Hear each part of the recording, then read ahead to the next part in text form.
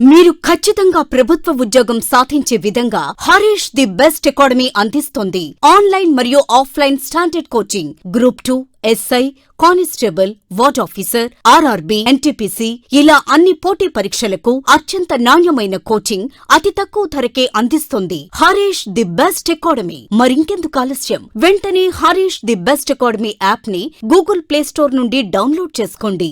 Harish the best academy. Phone number 8341116915.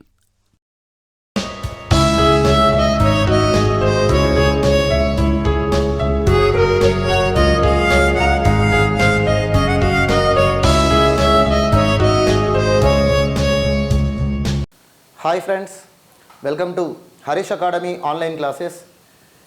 So supreme court landmark judgements and effects అనేటువంటి దానిలో భాగంగా మనకు ఈరోజు Ramesh Thapar versus state of Madras case 1950కి సంబంధించినటువంటి సుప్రీంకోర్టు కేసు గురించి తెలుసుకోబోతున్నాం. ఈ కేసు గురించి పూర్తి వివరణ అనేటువంటిది ఈ క్లాసులో మీకు తెలియజేస్తాను. చూడండి, మనకు కాంపిటేటివ్ ఎగ్జామ్స్లో రోజు రోజుకి క్వశ్చనింగ్ ట్రెండ్ అనేటువంటిది చేంజ్ అవుతుంది, ప్యాటర్న్ అనేటువంటిది చేంజ్ చేయబడుతుంది. అంటే పోటీని బట్టి, అంటే రోజు రోజుకి పోటీ అనేది పెరుగుతూ ఉంది కాబట్టి పోటీ పరీక్షకు సంబంధించినటువంటి దాని పోటీ తీవ్రత అనేటువంటిది ఎక్కువగా ఉంటుంది కాబట్టి సో మనకు ఎగ్జామ్కి సంబంధించినటువంటి క్వశ్చనింగ్ విధానం కూడా చేంజ్ అయిపోయింది. ఉదాహరణకు మీరు 2010 కంటే ముందు చూసుకున్నట్లయితే ఎక్కువగా ఇండియన్ పాలిటీలో ఆర్టికల్స్ అనేటువంటివి అడిగేవారు. ఆర్టికల్స్, అందులో సబ్ ఆర్టికల్స్ అని చెప్పేసి అడిగేవారు. ఆర్టికలు, క్లాజులు, వాటికి సంబంధించినవి అడిగేవారు. తర్వాత 2010 నుంచి 2014 ఆ మధ్యకాలంలో చూస్తే కాన్స్టిట్యూషనల్ అమెండ్మెంట్స్ గురించి క్వశ్చన్స్ వచ్చేవి.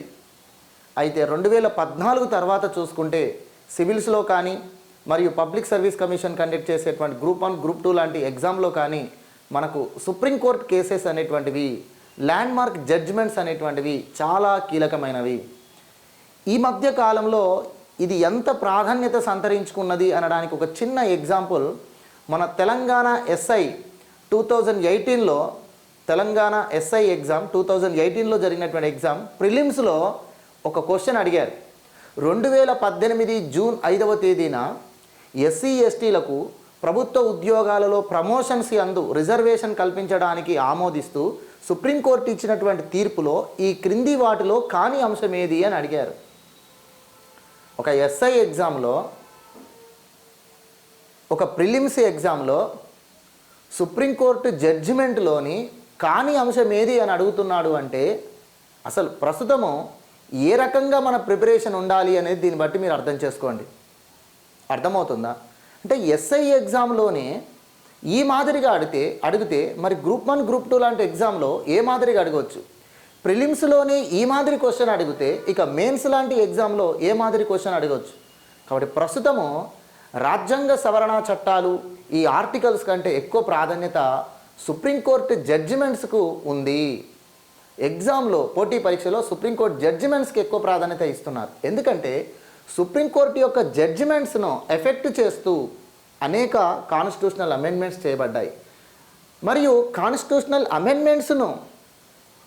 అమెండ్మెంట్స్ను సుప్రీంకోర్టు న్యాయ సమీక్ష చేస్తూ తీర్పులు ఇవ్వడం జరిగింది. కాబట్టి కాన్స్టిట్యూషనల్ అమెండ్మెంట్స్ అనేవి సుప్రీంకోర్టు జడ్జిమెంట్స్ ద్వారా ఎఫెక్ట్ అయినటువంటివి ఉన్నాయి. సుప్రీంకోర్టు జడ్జిమెంట్స్ను బేస్ చేసుకొని కాన్స్టిట్యూషన్ను అమెండ్మెంట్ చేసినది ఉన్నటువంటి సందర్భాలు ఉన్నాయి. కాబట్టి కాన్స్టిట్యూషనల్ అమెండ్మెంట్స్ కంటే మనకు ముఖ్యంగా సుప్రీంకోర్టు జడ్జిమెంట్స్, ల్యాండ్ మార్క్ జడ్జిమెంట్స్గా మనం తెలుసుకోవాల్సిన అవసరం ఎంతైనా ఉంది.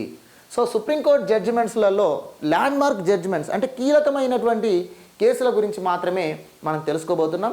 ఆ కేసులలో సుప్రీంకోర్టు ఇచ్చినటువంటి తీర్పుతో పాటుగా అసలు ఆ కేసు ఏంటి, ఎవరు పిటిషనర్ ఎవరు, ఎవరిపైన కేసు వేయబడుతుంది, ఎందుకు వేయబడుతుంది, జడ్జిమెంట్ ఇచ్చినటువంటి బెంచ్లోని సుప్రీంకోర్టు జడ్జెస్ ఎవరు, న్యాయమూర్తులు ఎవరు, చివరికి ఆ తీర్పు ద్వారా ఏ రకమైనటువంటి ఎఫెక్ట్ అయింది, తర్వాత ఆ తీర్పును మళ్ళీ ఏదైనా కేసులో సుప్రీంకోర్టు పునఃసమీక్ష చేసుకుందా, ప్రస్తుతం ఆ జడ్జిమెంట్ అనేది ఏ విధంగా అమలవుతుంది, ఇదంతా కూడా మనం ఒక్క సుప్రీంకోర్టు ఇచ్చినటువంటి ఒక కేసులో ఈ వివరణ, పూర్తి వివరణ అనేటువంటిది మనం తెలుసుకుంటాం. ఓకేనా?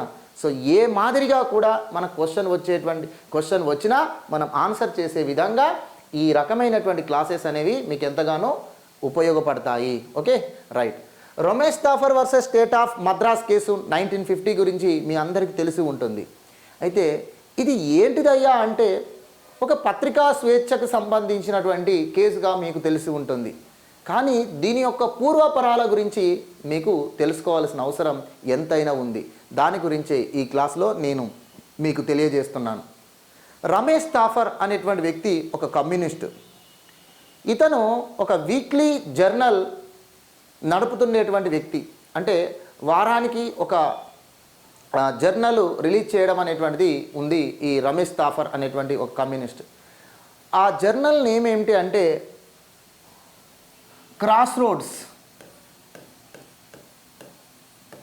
రోడ్స్ అనేటువంటి ఒక వీక్లీ జర్నల్ను ఇంగ్లీష్లో బాంబే స్టేట్లో ఈ జర్నల్ అనేది ప్రచురమయ్యేది. సో ఈ క్రాస్ రోడ్ అనేటువంటి జర్నల్ స్థాపకుడే పబ్లిషరే ఈ రమేష్ తాఫర్.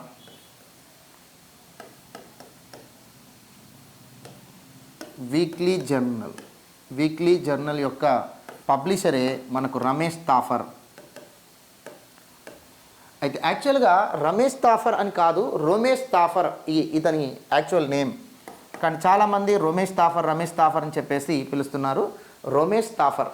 ఓకే, సో ఈ రమేష్ తాఫర్ అనేటువంటి ఒక పబ్లిషర్, ఒక ప్రింటర్ మరియు ఒక పత్రికా ఆర్గనైజర్ అయినటువంటి ఇతను మద్రాస్ స్టేట్ గవర్నమెంట్ పైన కేసు వేయడం జరిగింది 1950 సంవత్సరంలో. ఓకేనా, ఇది ఒక రిట్ పిటిషన్. ఎందుకు కేసు వేశారు అని అంటే ఇక్కడ చూడండి, ఈ కేసు సుప్రీంకోర్టులో నమోదు కావడానికి జరిగినటువంటి దీనికంటే ముందు కథ ఏంటనేది మనం తెలుసుకుందాం. దీనికంటే ముందు సమాచారం ఏంటో తెలుసుకుందాం. ఈ వీక్లీ జర్నల్ అయినటువంటి క్రాస్ రోడ్ అనేటువంటి జర్నల్లో ప్రధానమంత్రి యొక్క ఫారెన్ పాలసీ పైన కొన్ని ఆర్టికల్స్ను ప్రచురించడం జరుగుతుంది. ప్రతి వారం క్రమం తప్పకుండా ప్రధానమంత్రి యొక్క ఫారెన్ పాలసీ, ఆనాడు ప్రధానమంత్రి జవహర్లాల్ నెహ్రూ. సో జవహర్లాల్ నెహ్రూ యొక్క విదేశాంగ విధానం పట్ల కొంత వ్యాఖ్యలు చేసుకుంటూ విదేశాంగ విధానాన్ని క్రిటిసైజ్ చేస్తూ కొన్ని ఆర్టికల్స్ అనేటువంటివి ఈ పత్రిక నందు రావడం జరుగుతుంది. అయితే ఈ పత్రిక నందు జవహర్లాల్ నెహ్రూ యొక్క విదేశాంగ విధానాన్ని క్రిటిసైజ్ చేస్తుంటూ ఇలాంటి వచ్చినటువంటి ఆర్టికల్స్ వల్ల మద్రాస్ స్టేట్లో కమ్యూనిజం అనేటువంటిది పెరిగేటువంటి అవకాశం ఉంటుంది, కమ్యూనిస్టు మూమెంట్ అనేటువంటిది బలపడే అవకాశం ఉంటుంది అని చెప్పి మద్రాస్ రాష్ట్ర ప్రభుత్వం ఈ పత్రికా ప్రచురణను, ఈ పత్రికా సేల్ను తమ రాష్ట్రంలో నిలిపివేస్తూ ఒక ఆర్డర్ తీసుకురావడం జరిగింది. ఆ ఆర్డర్ 1950 మార్చి 1వ తేదీన తెచ్చారు. 1950 మార్చి 1వ తేదీన ఆర్డర్ తీసుకురావడం జరిగింది. ఎందుకయ్యా అంటే అప్పటికే మద్రాస్ రాష్ట్రంలో వెస్టర్న్ మద్రాస్ అంటే పశ్చిమ మద్రాస్ ప్రాంతంలో కమ్యూనిస్టు మూమెంట్ అనేటువంటిది బలపడుతుంది. ఆ సమయంలో ఇలా నెహ్రూ యొక్క విదేశాంగ విధానాన్ని విమర్శిస్తూ చేసినటువంటి ఆ ప్రచురణ వల్ల ఈ కమ్యూనిస్టు మూమెంట్ అనేది బలపడే అవకాశం ఉంటుంది. తద్వారా ప్రజా భద్రతకు రక్షణ లేకుండా పోతుంది, ప్రజాశాంతికి నష్టం కలగవచ్చు అనేటువంటి ఒక సదుద్దేశంతో ఈ పత్రికా ప్రచురణను తమ రాష్ట్రంలో నిలిపివేస్తూ మద్రాస్ స్టేట్ గవర్నమెంట్ ఒక ఆర్డర్ తీసుకొచ్చింది 1950 మార్చి 1వ తేదీన పత్రికను నిలిపివేస్తూ. అయితే ప్రభుత్వానికి ఒక పత్రికను నిలిపివేయాలి అంటే మరి చట్టబద్ధంగా ఉండాలి అది కదా. మరి ఏ చట్టాన్ని బేస్ చేసుకొని చేశారు అంటే Madras maintenance of public order act 1949 అనేటువంటి ఒక చట్టం ఉంది. ఆ చట్టమును బేస్ చేసుకొని ఈ పత్రికా ప్రచురణను తమ రాష్ట్రంలో నిలిపివేస్తూ మద్రాస్ రాష్ట్ర ప్రభుత్వం నిర్ణయం తీసుకుంది. సో మద్రాస్ రాష్ట్రం అంటే ఈరోజు మనం తమిళనాడు రాష్ట్రం. అయితే ఆనాడు మద్రాసు రాష్ట్రం అనేది ఉమ్మడి మద్రాసు రాష్ట్రంలో చాలా ప్రాంతాలు ఉన్నాయి. ఓకేనా, ఇప్పుడు వెస్టర్న్ మద్రాస్ ఏరియా అన్నాం కదా, అది ఈనాడు కేరళ రాష్ట్రం అన్నట్టు. అంటే ఈనాడు కేరళ రాష్ట్రంలోని కొన్ని ప్రాంతాలు ఆనాడు ఉమ్మడి మద్రాసు రాష్ట్రంలో భాగం. కాబట్టి ఈ ఉమ్మడి మద్రాసు రాష్ట్రంలో పశ్చిమ ప్రాంతమైనటువంటి ఈ కేరళ ప్రాంతంలో కమ్యూనిస్టు మూవ్మెంట్ అనేది ఎక్కువగా ఉండింది. కాబట్టి ఇలాంటి ఆర్టికల్స్ ప్రచురించడం వల్ల, ఇలాంటి పత్రికలు ప్రచురణ అనేటువంటిది జరగడం వల్ల ఇంకా కమ్యూనిస్టు మూవ్మెంట్ బలపడి ప్రజాశాంతికి నష్టం కలిగించేటువంటి అవకాశం ఉంటుంది అనేటువంటి ఉద్దేశంతో Madras maintenance of public order act 1949 ప్రకారం ఆ పత్రికా ప్రచురణను నిలిపివేస్తూ మద్రాస్ రాష్ట్ర ప్రభుత్వం నిర్ణయం తీసుకోవడం జరిగింది. సో యాక్ట్ గురించి గుర్తుంచుకోండి. Madras maintenance of public order act 1949, public order act 1949.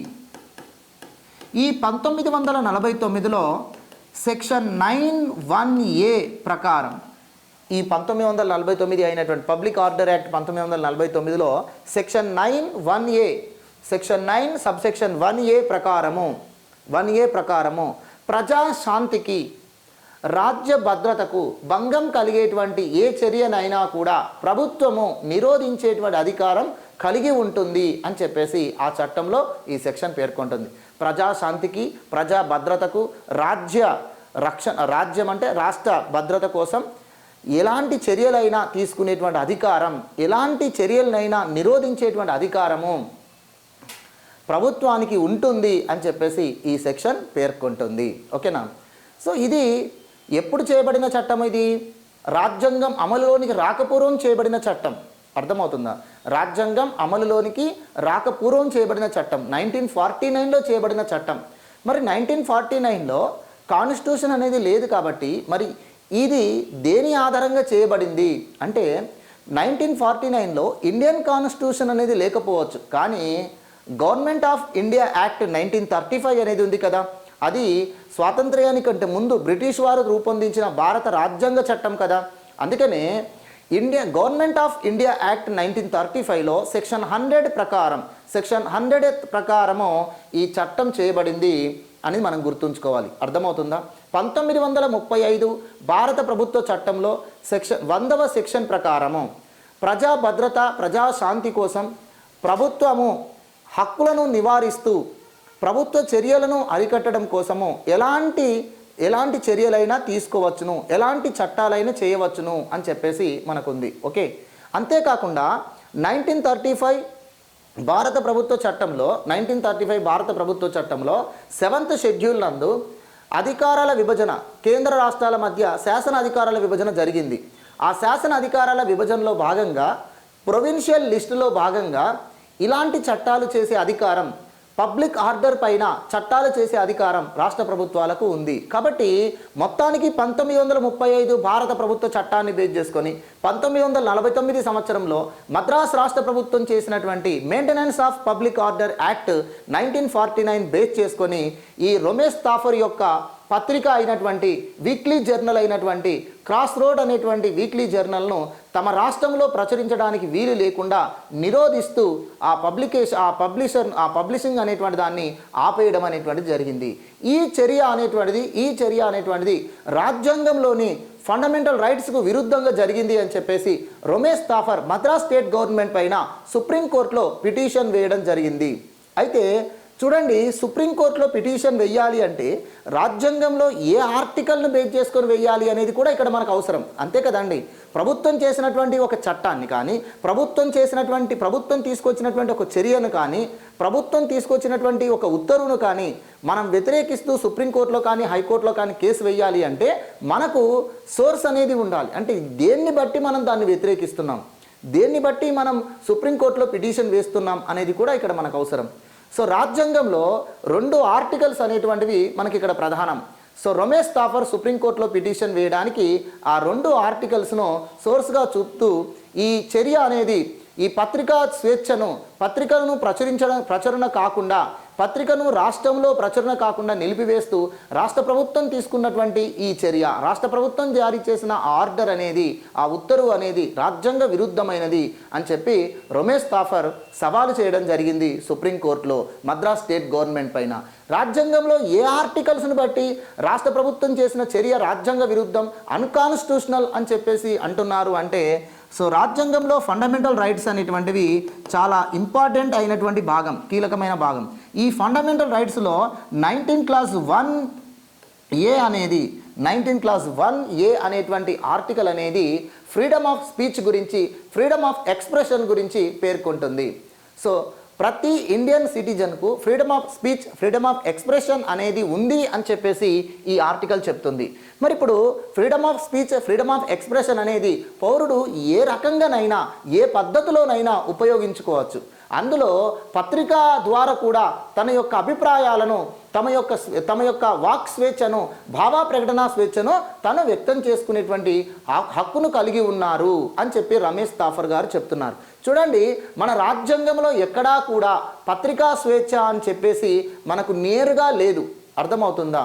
So freedom of press అని చెప్పేసి మనకు ఎక్కడా కూడా రాజ్యాంగంలో ప్రత్యేకంగా పేర్కొనలేదు. కానీ మనకు freedom of speech, freedom of expression అని మాత్రము రాజ్యాంగంలో ఈ ఆర్టికల్ ఇచ్చారు. ఫ్రీడమ్ ఆఫ్ ప్రెస్ గురించి మాత్రం రాజ్యాంగంలో ఆర్టికల్ అనేది ఏదీ ప్రత్యేకంగా చెప్పబడలేదు. ఎందుకు చెప్పబడలేదో తెలుసా మీకు? భారత రాజ్యాంగం అమల్లోనికి రావడానికంటే ముందు, భారతదేశానికి స్వాతంత్ర్యం రావడానికంటే ముందు బ్రిటిష్ వారి యొక్క పరిపాలన కాలంలో పత్రికా స్వేచ్ఛ అనేటువంటిది నిలువరించబడింది.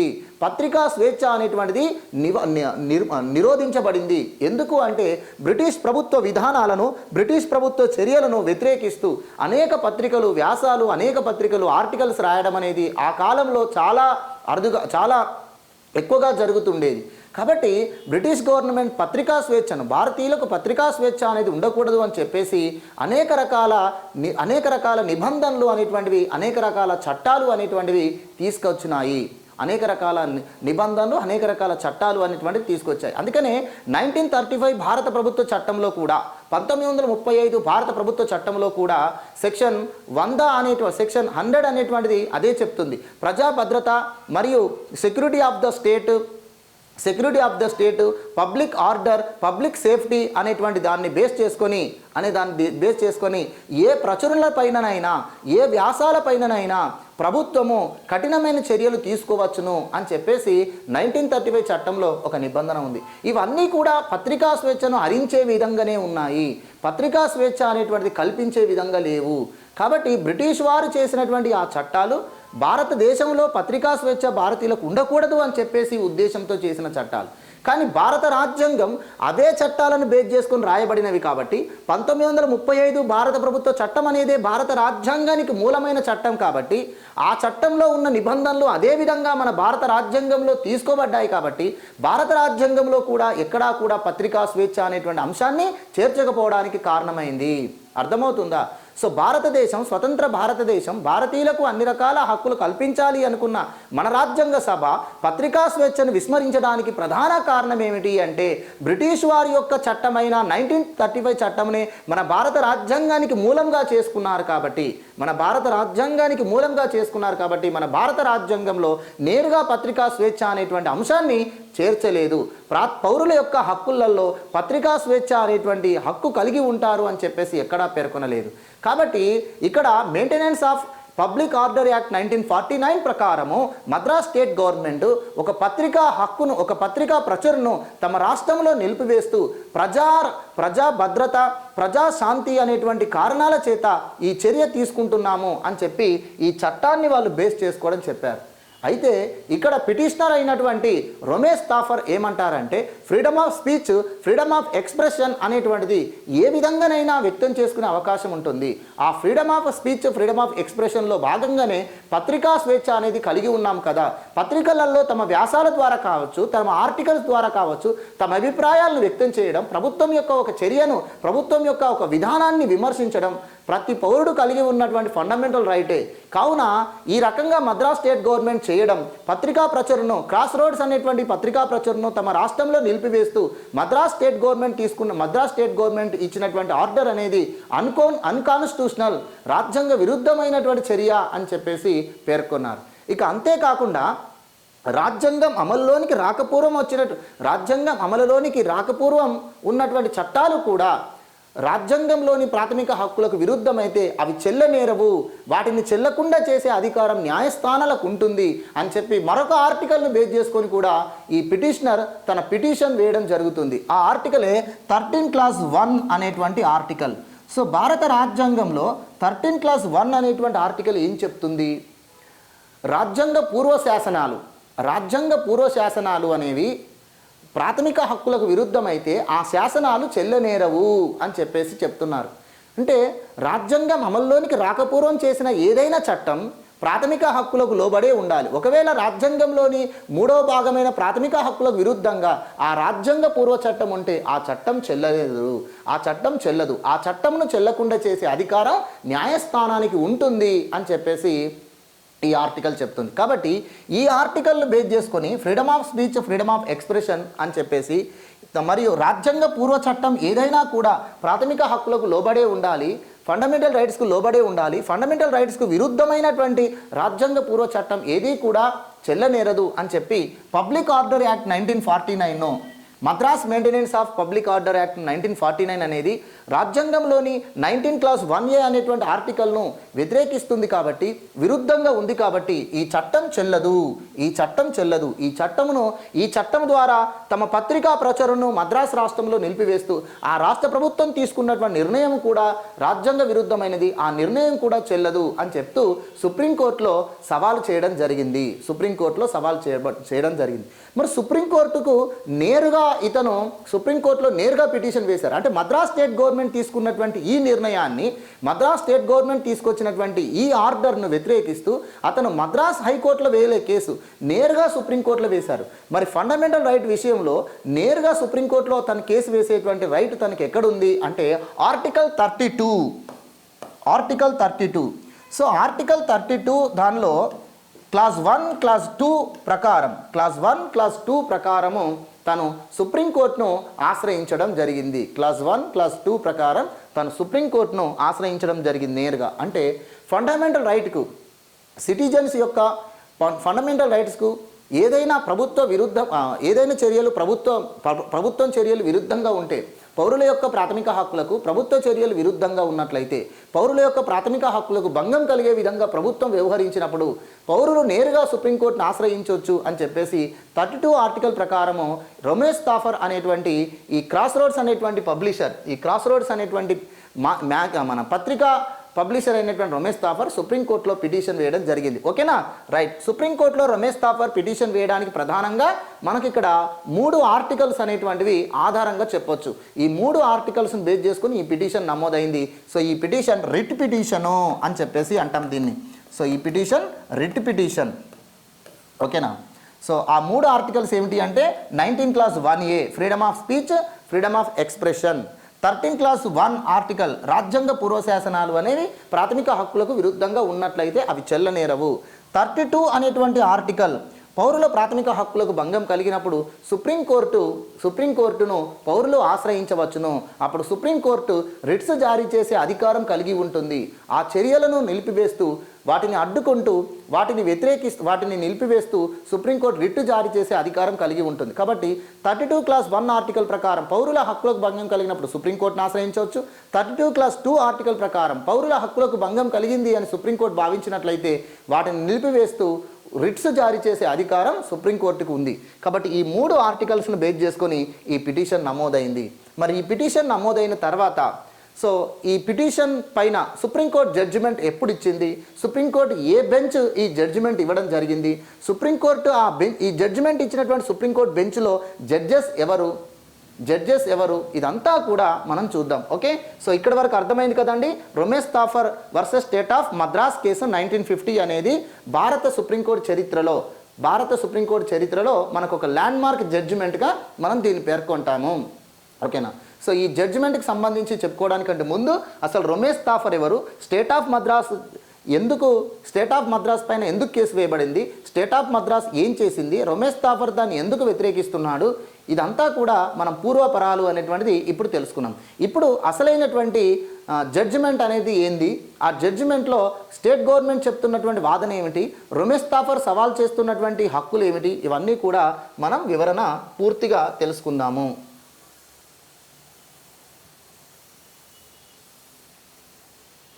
రైట్. సో ఈ జడ్జిమెంట్ అనేటువంటిది సుప్రీంకోర్టు ఈ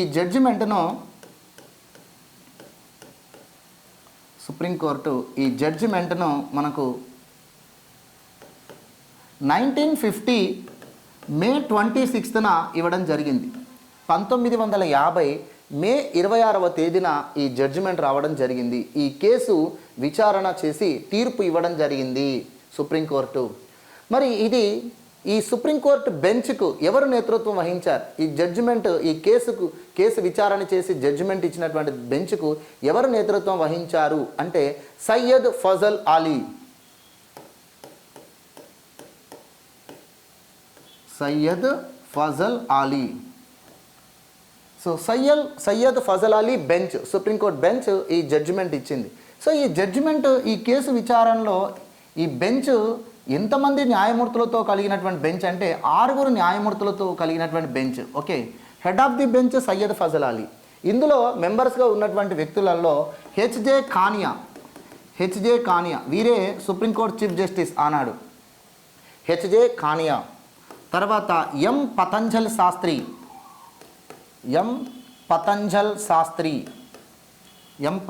శాస్త్రి. తర్వాత మెహర్చంద్ మహాజన్.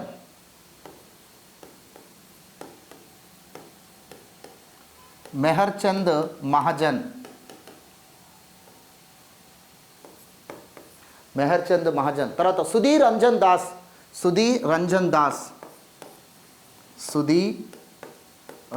దాస్. తర్వాత బీకే ముఖర్జీ.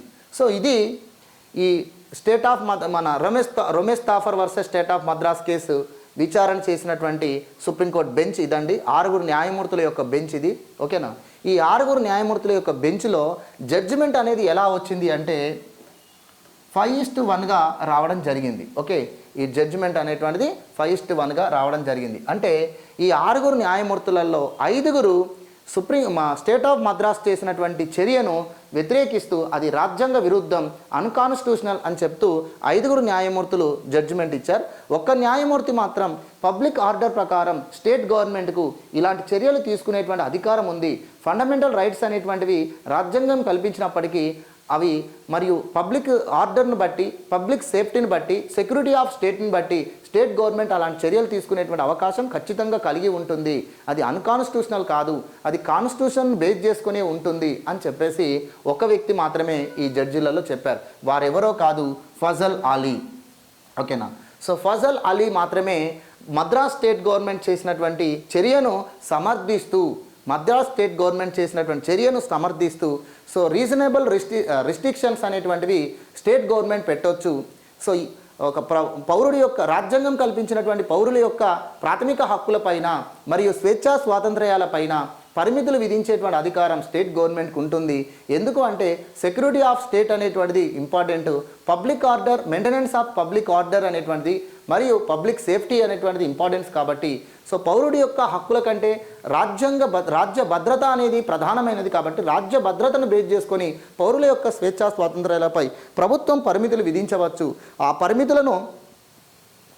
పరిమితులను రాజ్యాంగబద్ధమైనవి, అవి రాజ్యాంగ విరుద్ధమైనవి కాదు అని చెప్పి ఫజల్ అలీ అనేటువంటి వ్యక్తి ఉన్నారు. మిగతా న్యాయమూర్తులు మాత్రం 19 Clause 1A అనేటువంటిది ఇక్కడ వైలేషన్ జరిగింది, అది పూర్తిగా ఆ హక్కు అనేటువంటిది నిర్వీర్యం చేయబడింది. ప్రభుత్వం యొక్క ఏ చర్యనైనా కూడా రాజ్యాంగంలోని హక్కులకు లోబడే ఉండాలి. రాజ్యాంగంలోని హక్కులకు విరుద్ధమైనటువంటి చర్యలను, రాజ్యాంగంలోని పౌర హక్కులకు భంగం కలిగే విధంగా ఏ చర్యను ప్రభుత్వం చేయడానికి వీలు లేదు. సెక్యూరిటీ ఆఫ్ స్టేట్ అని చెప్పినప్పటికీ, పబ్లిక్ ఆర్డర్ అనేటువంటి చెప్పినప్పటికీ ఆ పబ్లిక్ ఆర్డర్ను, సెక్యూరిటీ ఆఫ్ స్టేట్ను కాపాడాల్సిన బాధ్యత ప్రభుత్వానిదే. కానీ దాన్ని బేస్ చేసుకొని పౌరుల యొక్క స్వేచ్ఛా స్వాతంత్ర్యాల పైన అహేతుకమైనటువంటి పరిమితులు విధించడము, దురుద్దేశపూర్వకమైనటువంటి పరిమితులు విధించడము అనేటువంటిది రాజ్యాంగ విరుద్ధమైన చర్య అవుతుంది అని చెప్పేసి అన్నారు.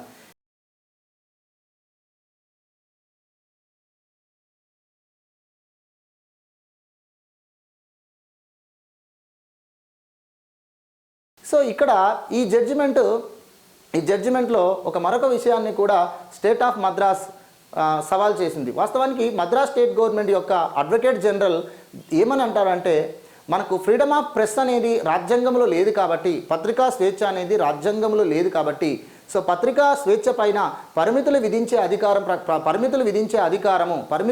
అధికారము ప్రభుత్వాలకు ఉంది. అలా ప్రభుత్వాలకు పరిమితులు విధించే అధికారమును కొన్ని చట్టాలు కల్పిస్తున్నాయి. అవి రాజ్యాంగ పూర్వ చట్టమైనా కావచ్చు, రాజ్యాంగం తర్వాత చేయబడిన చట్టమైనా కావచ్చు. అంటే ప్రభుత్వం చట్టబద్ధంగా పౌరుల యొక్క స్వేచ్ఛా స్వాతంత్ర్యాల్లో భాగమైన పత్రికా స్వేచ్ఛను కూడా హరించివేయవచ్చు. ఇంకా కరెక్ట్ చెప్పాలంటే అసలు రాజ్యాంగం పౌరులకు అనేక రకాల హక్కులను కల్పించింది, అనేక రకాల స్వేచ్ఛా స్వాతంత్ర్యాలు పేర్కొంది, కానీ పత్రికా స్వేచ్ఛను పేర్కొనలేదు. కాబట్టి పత్రికా స్వేచ్ఛ అనేది భారత రాజ్యాంగం ప్రకారం పౌరులు కలిగి లేరు. సో కాబట్టి పత్రికలను రాజ్య భద్రతకు మరియు ప్రజాశాంతికి భంగం కలిగించేటువంటి పత్రికలను నిలువరించేటువంటి అధికారం, నిరోధించేటువంటి అధికారం చట్టబద్ధంగా ప్రభుత్వానికి ఉంటుంది. అలాంటి చట్టాలు మనం గతంలో చూసాం. అలాంటి చట్టాలు చేయాల్సినటువంటి అవసరం ఇప్పటికీ ఉంది. ఎందుకంటే భారతదేశ ఐక్యతను దృష్టిలో పెట్టుకొని కావచ్చు, మరియు దేశ రక్షణను దృష్టిలో పెట్టుకొని కావచ్చు, మరియు ఇతర దేశాలతో భారతదేశానికి ఉన్నటువంటి స్నేహ సంబంధాలను దృష్టిలో పెట్టుకొని కావచ్చు, పత్రికల పైన కొన్ని నిషేధాలు అనేటువంటివి, పత్రికల పైన కొన్ని పరిమితులు అనేటువంటివి ఉండాల్సిందే. కాబట్టి పత్రికా స్వేచ్ఛ రాజ్యాంగం కల్పించట్లేదు, మరియు పత్రికలపైన పత్రికలపైన పరిమితులు విధించే అధికారం ప్రభుత్వానికి చట్టబద్ధంగా ఖచ్చితంగా ఉంటుంది అని చెప్పేసి Madras state government advocate general వాదిస్తూ ఉన్నారు. ఇక మద్రాస్ స్టేట్ గవర్నమెంట్ ఏమని చెప్తుందంటే, అడ్వకేట్ జనరల్ ఏమని చెప్తున్నాడంటే, అసలు ఈ పిటిషనే తప్పు అని చెప్పేసి అంటాడు. రమేష్ థాపర్ యొక్క పిటిషన్ సుప్రీంకోర్టులో వేయడమే తప్పు అంటారు. ఎందుకు అంటే చూడండి, పౌరుని యొక్క హక్కులకు భంగం కలిగినప్పుడు రాజ్యాంగంలో 32 ఆర్టికలేనే కాదు, 226 అనేటువంటి ఒక ఆర్టికల్ కూడా ఉంది. 226వ ఆర్టికల్ అనేది ఏం చెప్తుంది? పౌరుని యొక్క హక్కులకు భంగం కలిగినప్పుడు కానీ, ఇతర హక్కులకు భంగం కలిగినప్పుడు కానీ హైకోర్టును ఆశ్రయించాలి అని చెప్పేసి ఉంటుంది. అప్పుడు ఆ రాష్ట్ర హైకోర్టు రిట్స్ జారీ చేసే అధికారం కూడా కలిగి ఉంటుంది.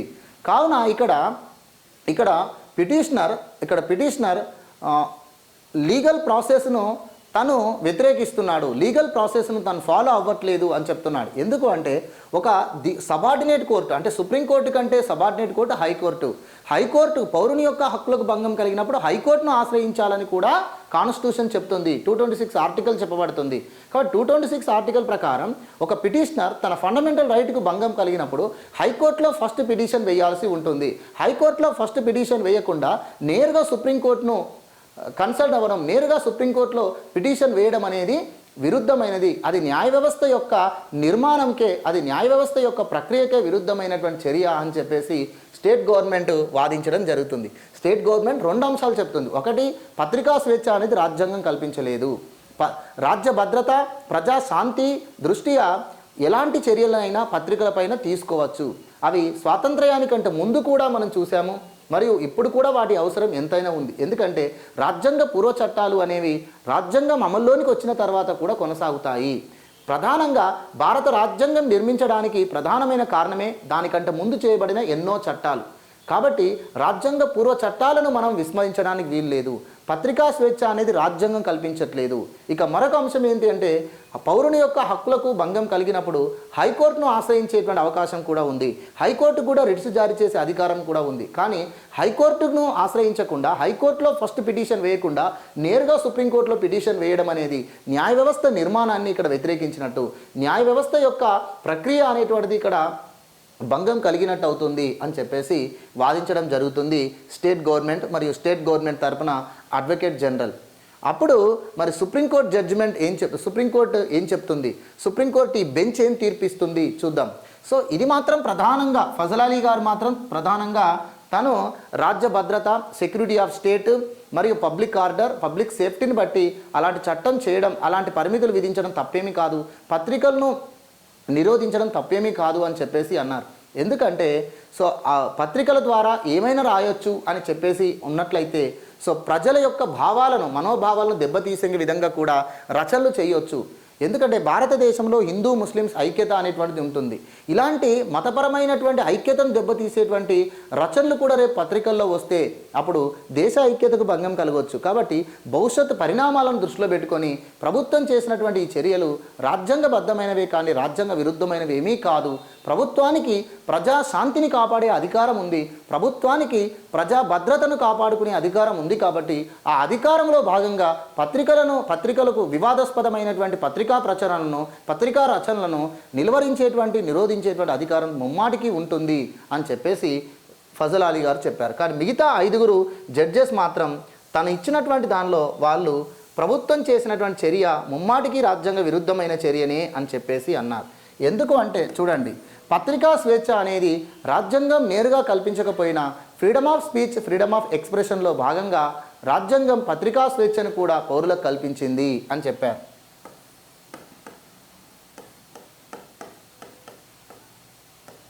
పత్రికా స్వేచ్ఛ అనేది పౌరులు కలిగి ఉన్నారు అని చెప్పేసి అంటుంది. ఎందుకు అంటే 19 క్లాస్ ఏ అనేటువంటిది 19 క్లాస్ 1A అనేటువంటి article freedom of speech freedom of expression అంటుంది.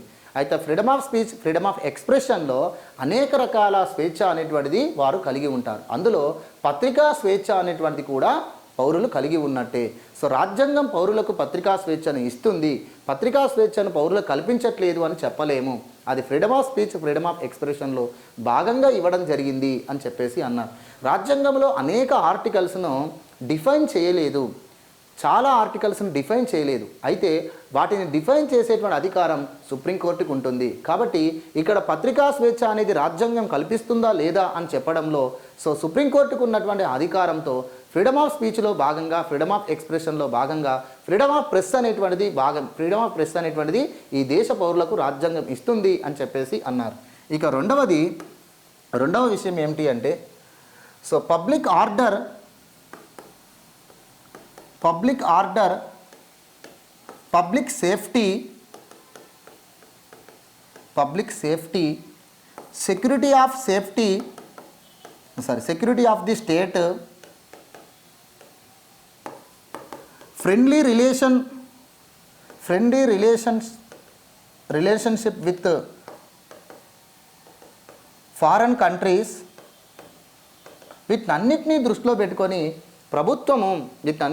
పెట్టుకొని ప్రభుత్వము కొన్ని చర్యలు తీసుకోవచ్చు. కానీ ఆ చర్యలు పౌరులకు కల్పించేటువంటి స్వేచ్ఛా స్వాతంత్ర్యాలను సవాలు చేసే విధంగా ఉండకూడదు. పౌరులకు కల్పించినటువంటి రాజ్యాంగం కల్పించినటువంటి ప్రాథమిక హక్కుల యొక్క స్వరూపాన్ని మార్చే విధంగా ఉండకూడదు. రాజ్యాంగం కల్పించినటువంటి ప్రాథమిక హక్కులను వ్యతిరేకించే విధంగా భంగం కలిగించే విధంగా ఆ చర్యలు ఉండకూడదు.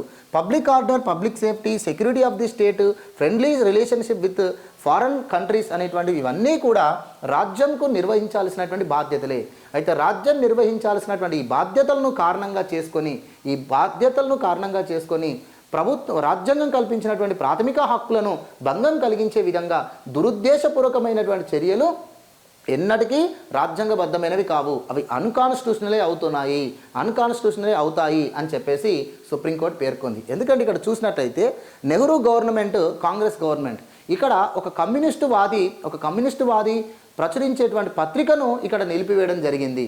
అంటే మద్రాస్ స్టేట్లో కాంగ్రెస్ గవర్నమెంటే ఉంది, మరియు నెహ్రూ గవర్నమెంట్ అనేది కాంగ్రెస్ గవర్నమెంటే. ఇక్కడ ఒక కమ్యూనిస్టు వాది ఈ పత్రిక ప్రచురణ చేయడం అనేటువంటిది ఇక్కడ ప్రధానంగా ప్రభుత్వం దురుద్దేశంగా ఆయన యొక్క పత్రికను ప్రచురణ కాకుండా ఆపేసినట్టు అవుతుంది. కాబట్టి ఇది దురుద్దేశపూర్వకమైనటువంటి చర్య. ఇలా దురుద్దేశపూర్వకమైనటువంటి చర్యలు ప్రభుత్వం చేపట్టకూడదు అనేటువంటి ఉద్దేశంతో రాజ్యాంగం పౌరులకు రక్షణ కల్పించడం కోసం హక్కులను పేర్కొంది. అంతేకాకుండా ప్రజాస్వామ్యంలో పత్రికా స్వేచ్ఛ అనేది చాలా కీలకమైనది. ప్రభుత్వం చేసేటువంటి చర్యలను ప్రజల తరపున సంస్థలు కానీ పబ్లిషర్స్ కానీ ప్రెస్ కానీ ప్రజల తరపున తమ వాదనలు వినిపించేటువంటి అవకాశం, ప్రభుత్వాన్ని విమర్శించేటువంటి అధికారమును కలిగి ఉంటాయి. కాబట్టి ప్రజాస్వామ్యంలో పత్రికా స్వేచ్ఛ అనేది లేకపోతే అసలు ప్రజాస్వామ్యానికి అర్థమే ఉండదు. ప్రజాస్వామ్యంలో పత్రికా స్వేచ్ఛను కట్టడి చేసేటువంటి ఏ చర్య అయినా కూడా అది నిరంకుశత్వమైనటువంటి చర్య అవుతుంది, అది అప్రజాస్వామ్యమైనటువంటి చర్యనే అవుతుంది. కాబట్టి పత్రికా స్వేచ్ఛలను కట్టడి చేస్తాము, పత్రికలను నిలువరించడం కోసం ఏదో ఒక రాజ్య భద్రత అని, ప్రజాశాంతి అని కారణాలు చెప్పడం కరెక్ట్ కాదు. సో ఏవైనా కూడా పరిమితులు రాజ్యాంగానికి లోబడే ఉండాలి. రాజ్యాంగంలో పౌరుల యొక్క హక్కులకు భంగం కలగకుండా ఉండాలి. సో ప్రభుత్వం ప్రజాశాంతి కోసం, ప్రజా భద్రత కోసం ప్రభుత్వం బాధ్యత కలిగి ఉంది. ప్రభుత్వం అలాంటి చర్యలు తీసుకోవచ్చు. కానీ పౌరుడి యొక్క హక్కులకు భంగం కలిగే విధంగా చర్యలు ఉండడానికి వీల్లేదు. ప్రజాస్వామ్యంలో పత్రికా స్వేచ్ఛ అనేది కీలకమైనది కాబట్టి ప్రజాస్వామ్యంలో పత్రికా స్వేచ్ఛను నిలువరించేటువంటి ప్రభుత్వ చర్య ఏదైనా కూడా అన్కాన్స్టిట్యూషనల్ అవుతుంది, అప్రజాస్వామికమైనటువంటి చర్య అవుతుంది అని చెప్పేసి సో మద్రాస్ స్టేట్ గవర్నమెంట్ తీసుకున్నటువంటి చర్యను వ్యతిరేకిస్తూ సుప్రీంకోర్టు జడ్జెస్, ఈ 5 జడ్జెస్ జడ్జిమెంట్ అనేటువంటిది ఉంటుంది. ఓకేనా? సో ఇదంతా కూడా ఇక మరొక విషయం ఏమిటి అంటే 32 ఆర్టికల్ ప్రకారము పౌరుడు తమ ప్రాథమిక హక్కునకు భంగం కలిగినప్పుడు సుప్రీంకోర్టును ఆశ్రయించే అవకాశం ఉంది. కానీ దానికంటే ముందు రాష్ట్ర హైకోర్టును కూడా సంప్రదించే అవకాశం కలిగి ఉంది రాజ్యాంగం ప్రకారం పౌరులు. అది 226 ఆర్టికల్ ప్రకారం కల్పిస్తున్నారు. 226 ఆర్టికల్ ప్రకారం తన హక్కులకు భంగం కలిగినప్పుడు రాష్ట్ర హైకోర్టులో పిటిషన్ వేయకుండా నేరుగా సుప్రీంకోర్టులో పిటిషన్ వేయడం అనేటువంటిది కూడా ఇక్కడ న్యాయ వ్యవస్థ యొక్క ప్రక్రియను, న్యాయ వ్యవస్థ యొక్క నిర్మాణాన్ని వ్యతిరేకించినట్టే అని చెప్పి స్టేట్ గవర్నమెంట్ చెప్పింది కదా. దీన్ని సుప్రీంకోర్టు ఏమని చెప్తుంది అంటే, సుప్రీంకోర్టు జడ్జెస్ ఏమంటున్నారంటే రాజ్యాంగంలో కీలకమైనటువంటి భాగము ప్రాథమిక హక్కులు. ఆ ప్రాథమిక హక్కులకు భంగం కలిగినప్పుడు హైకోర్టును ఆశ్రయించవచ్చు, లేదా నేరుగా సుప్రీంకోర్టును ఆశ్రయించవచ్చు. నేరుగా సుప్రీంకోర్టును ఆశ్రయించకూడదు అని ఎక్కడా రాజ్యాంగంలో చెప్పలేదు.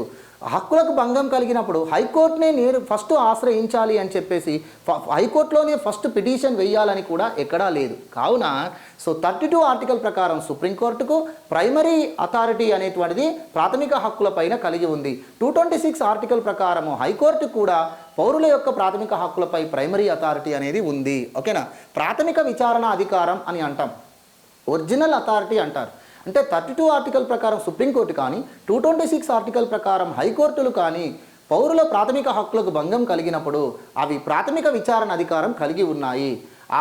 ఆ కేసులను నేరుగా అవి స్వీకరించి విచారించే అధికారం కలిగి ఉన్నాయి. పౌరులు కూడా రెండింటికి కూడా నేరుగా ఆశ్రయించవచ్చు. అంటే హైకోర్టును ఆశ్రయించవచ్చు, లేదా నేరుగా సుప్రీంకోర్టును ఆశ్రయించవచ్చు. 32 ఆర్టికల్ ప్రకారం సుప్రీంకోర్టు కానీ 226 ఆర్టికల్ ప్రకారం హైకోర్టు కానీ పౌరుల హక్కులకు రక్షణ కల్పించేటువంటి ప్రాథమిక బాధ్యతను కలిగి ఉన్నాయి. కావున ఈ కేసులో పిటిషనర్ నేరుగా సుప్రీంకోర్టును ఆశ్రయించే అవకాశం, తన హక్కుకు భంగం కలిగినప్పుడు సుప్రీంకోర్టులో నేరుగా పిటిషన్ వేయడం రాజ్యాంగబద్ధమైనది, రాజ్యాంగ విరుద్ధమైనది కాదు.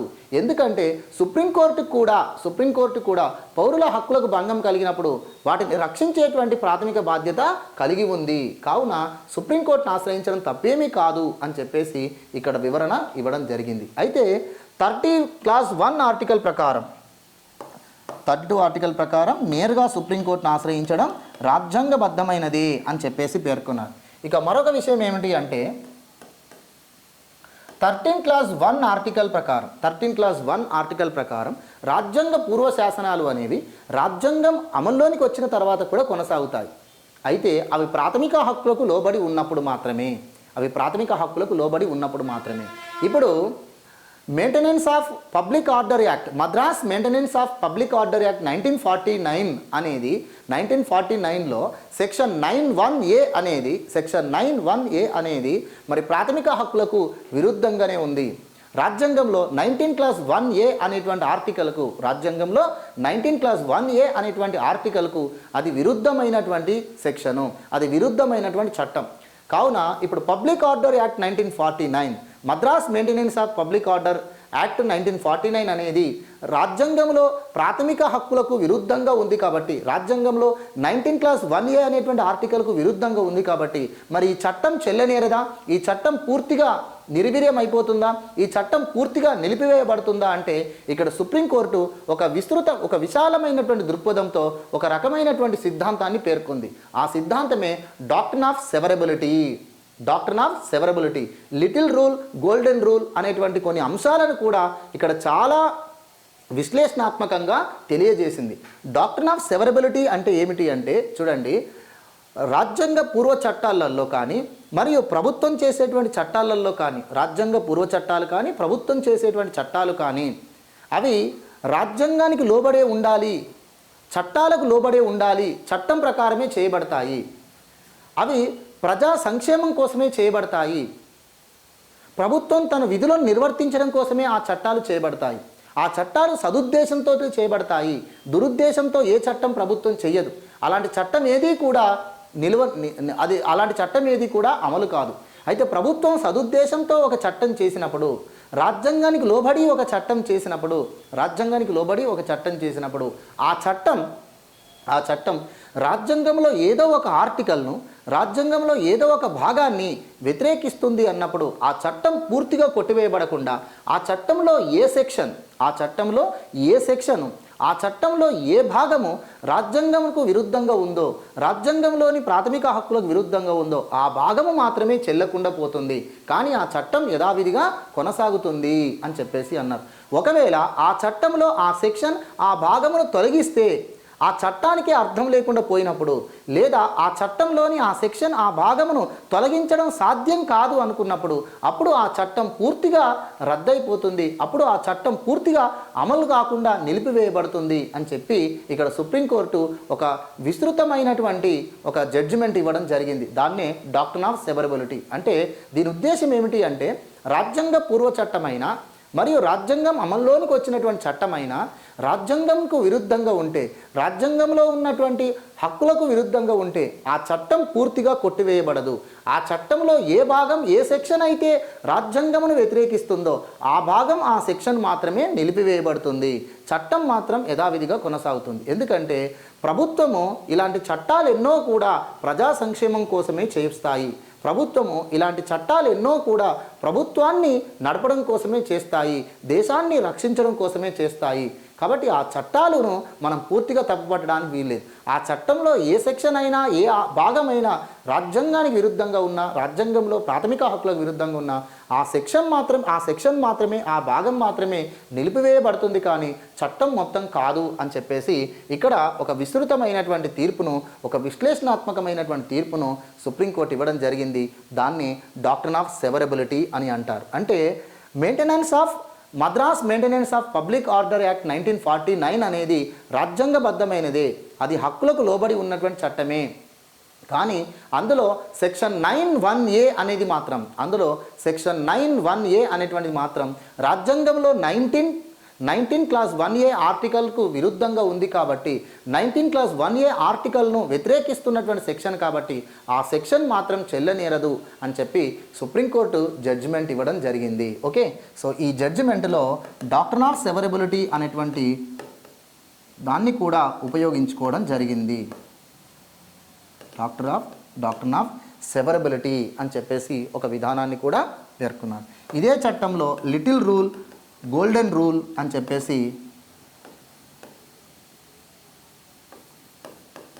గోల్డెన్ రూల్ అనేటువంటి అంశాలను కూడా పేర్కొనడం జరిగింది. ఓకేనా. అదేవిధంగా ఈ జడ్జిమెంట్లోనే, ఈ కేసులోనే ఫండమెంటల్ రైట్కు విరుద్ధమైనటువంటి 1949 యాక్ట్లోని సెక్షన్ 9(1)(a) మాత్రం చెల్లనేరదు అని చెప్పేసి పేర్కొన్నారు. సెక్షన్ 9(1)(a) మాత్రం చెల్లనేరదు అని చెప్పేసి తీర్పునివ్వడం జరిగింది. సో మొత్తానికి మనకు ఫ్రీడమ్ ఆఫ్ ప్రెస్ అనేది మన రాజ్యాంగం కల్పిస్తున్నటువంటిదే అని చెప్పేసి పేర్కొన్నారు. రాజ్యాంగం ఫ్రీడమ్ ఆఫ్ ప్రెస్ను దేశ పౌరులకు కల్పించింది. ఫ్రీడమ్ ఆఫ్ ప్రెస్ అనేటువంటిది రాజ్యాంగం కల్పిస్తున్నటువంటి హక్కుయే అని చెప్పేసి పేర్కొన్నారు. ప్రాథమిక హక్కులకు ఎక్కువ ప్రాధాన్యత ఈ కేసులో సుప్రీంకోర్టు ఇవ్వడం జరిగింది. ఎందుకంటే ప్రాథమిక హక్కులను రక్షించేటువంటిది, ప్రాథమిక హక్కులకు భంగం కలగకుండా ప్రొటెక్షన్ కల్పించాల్సినటువంటి అధికారం న్యాయస్థానానికి ఉంది.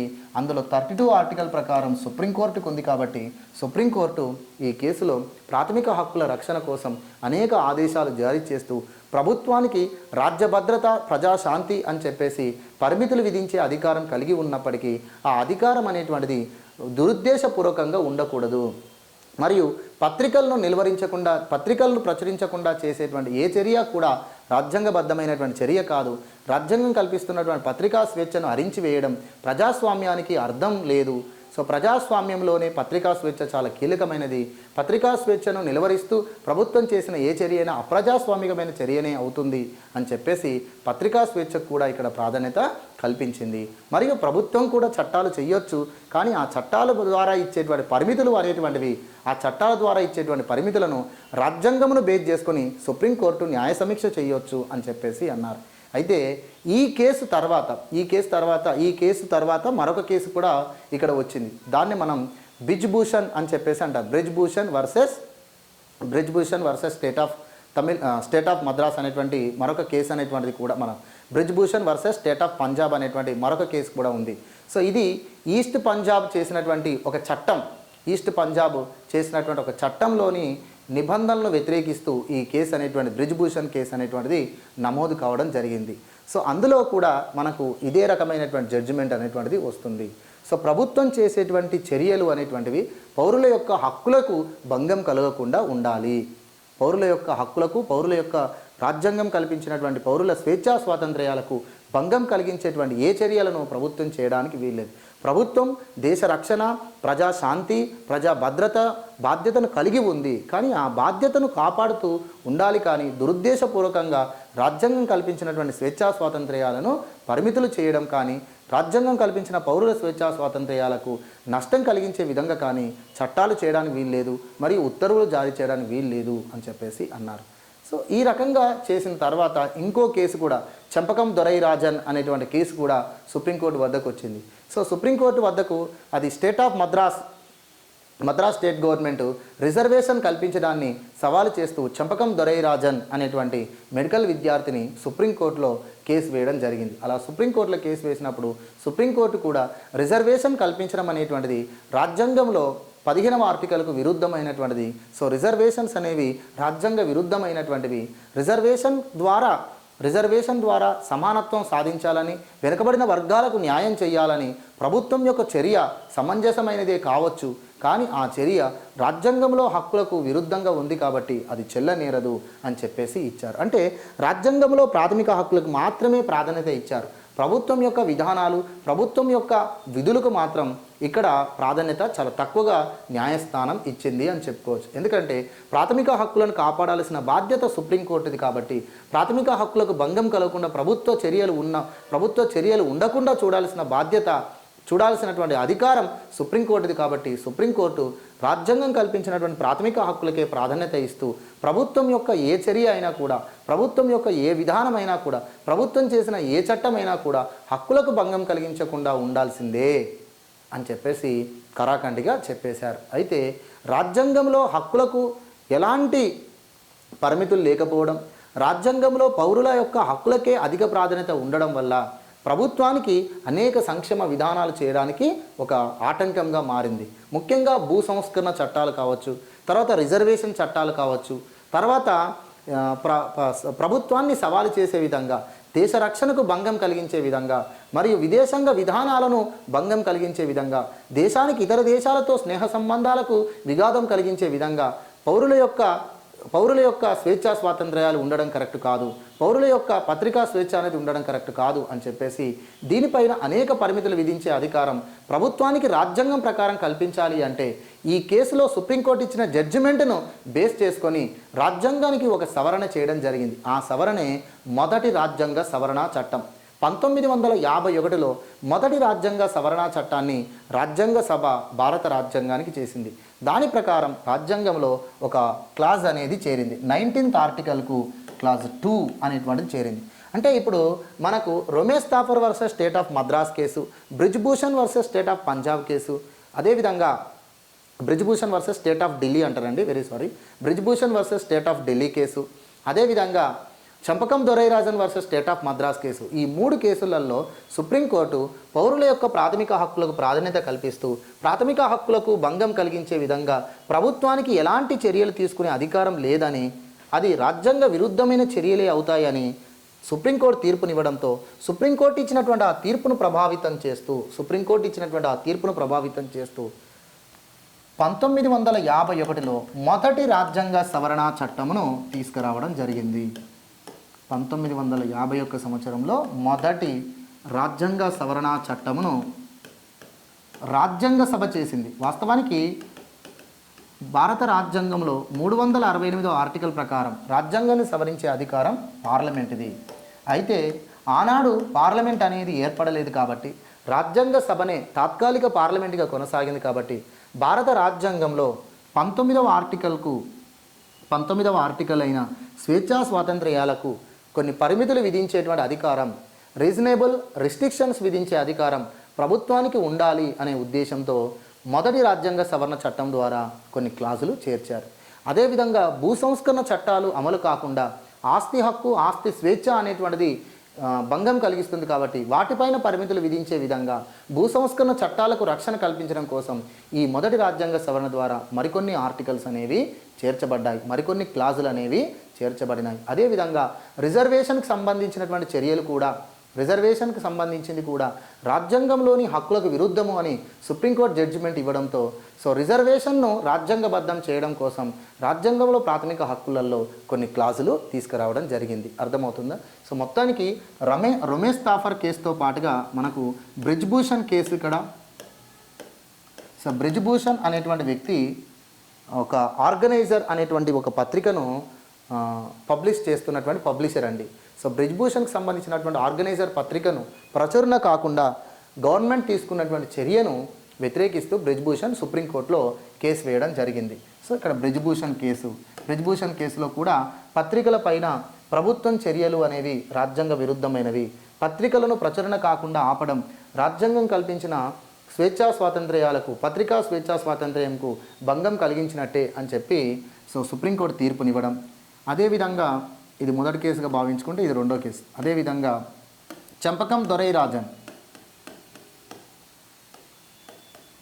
Dorairajan versus state of Madras.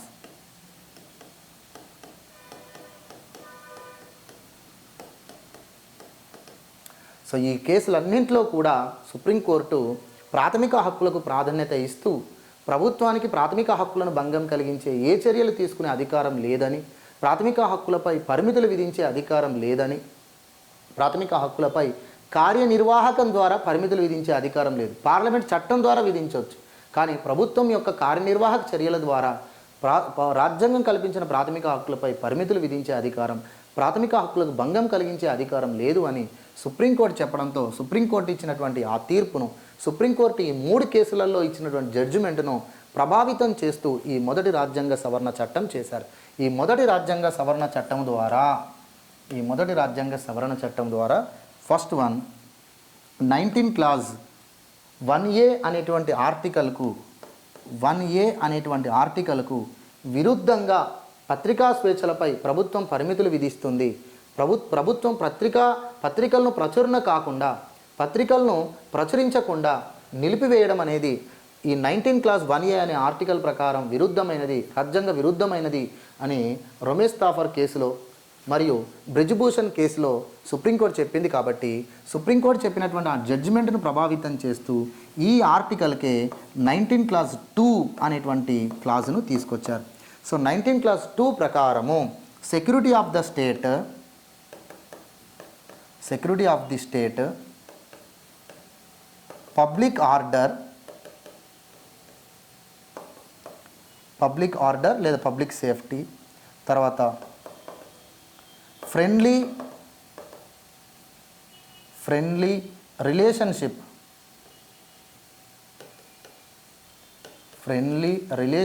With foreign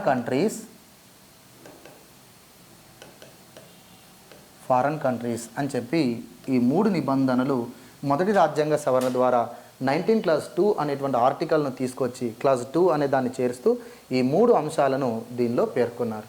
ఇక అదేవిధంగా రిజర్వేషన్స్ అనేవి రాజ్యాంగ విరుద్ధం, రిజర్వేషన్స్ అనేవి ప్రాథమిక హక్కులకు విరుద్ధమైనది, చట్ట సమానత్వం అనే 14వ ఆర్టికల్ విరుద్ధమైనది, మరియు కుల వివక్షత అనేది రాజ్యాంగ విరుద్ధం, కుల వివక్షత నిషేధము అని చెప్పి 15వ ఆర్టికల్ విరుద్ధమైనది అని చెప్పి చంపకం దొరైరాజన్ కేసులో రిజర్వేషన్ రాజ్యాంగ విరుద్ధమైన చర్యలు అన్నారు. కాబట్టి ప్రభుత్వం రిజర్వేషన్ అమలు చేయకపోతే సామాజిక న్యాయం సాధించలేము అని చెప్పి ప్రభుత్వం తీసుకొచ్చిన రిజర్వేషన్ చట్టాలకు రాజ్యాంగ భద్రత కల్పించడం కోసం ఈ రాజ్యాంగ సవరణ ద్వారా 15 అనేటువంటి ఆర్టికల్లో 15 క్లాజ్ 4 అనేటువంటి ఆర్టికల్ను తీసుకురావడం జరిగింది. సో 15 క్లాజ్ 4 ఆర్టికల్ ప్రకారం విద్యా సంస్థల యందు సామాజికంగా వెనుకబడిన వర్గాలైన ఎస్సీ ఎస్టీలకు రిజర్వేషన్ కల్పించడం రాజ్యాంగబద్ధమైనది, అది చట్ట సమానత్వానికి విరుద్ధమైనది కాదు అని చెప్పి ఈ ఆర్టికల్ను తీసుకొచ్చారు. ఇక అదేవిధంగా భూ సంస్కరణ